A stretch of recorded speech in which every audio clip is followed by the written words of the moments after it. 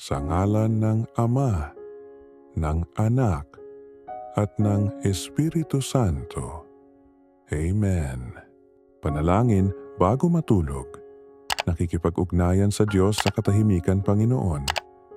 Sa gabing ito, ako ay lumalapit sa iyo sa katahimikan, naghahanap ng iyong presensya. Sa gitna ng ingay ng araw, ako ay nakakahanap sa iyo ng kanlungan ng kapayapaan.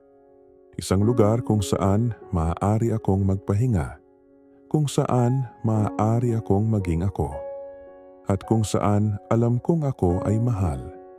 Pinapasalamatan kita sa araw na ito, sa mga biyayang natanggap ko, at kahit sa mga laban na nagturo sa akin na mas magtiwala sa iyo.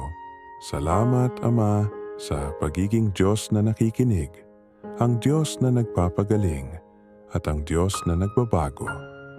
Sa sandaling ito, iniaalay ko sa iyo ang lahat ng nagpapabigat sa aking puso, ang mga alalahaning kumukuha ng aking tulog, ang mga pagdududang bumabagabag sa akin, at ang mga sugat na patuloy na nasasaktan.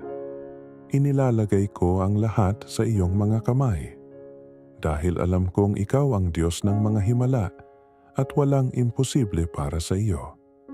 Panginoon, hinihiling ko na ang iyong kapayapaan na lumalampas sa lahat ng pangunawa ay sumaklaw sa aking puso at isipan, na ang iyong katahimikan ay magsalita ng mas malakas kaysa sa mga tinig ng pagkabahala, at na ang iyong pag-ibig ay magpapaalala sa akin na hindi ako nag-iisa.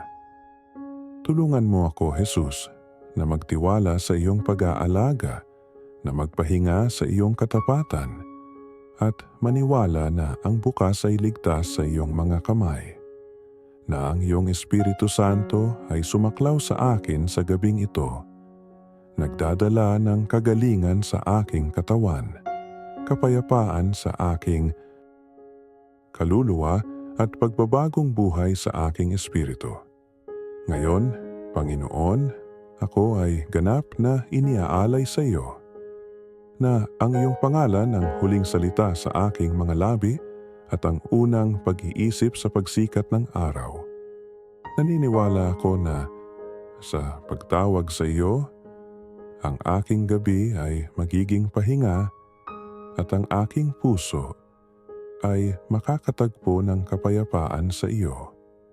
Sa ngalan ni Jesus, Amen.